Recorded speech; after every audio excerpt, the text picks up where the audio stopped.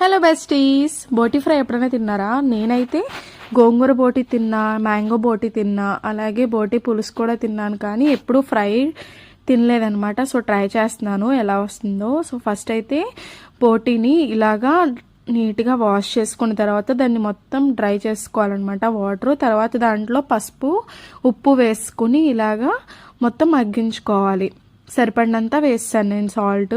So తర్వాత ముందు oil పెట్టుకుని దాంట్లో ఒక 2 ఆనియన్స్ పచ్చిమిర్చి కట్ చేసుకుని ఫ్రై చేసుకోండి. తర్వాత దాంట్లో అల్లం వెల్లుల్లి పేస్ట్ గరం మసాలా కూడా వేసి పచ్చివాసన పోయేదాకా ఫ్రై చేసుకున్న తర్వాత మనం ముందుగా డ్రై చేసుకున్న బోటిని కూడా వేసేసి సరిపడినంత కారం కూడా ఇప్పుడే యాడ్ చేసుకోవాలి. ఆల్రెడీ సాల్ట్ అది సరిపోతుందన్నమాట.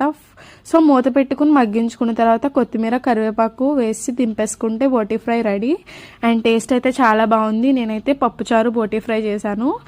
కాంబినేషన్ అయితే చాలా బాగుంది. సో వీడియో నచ్చితే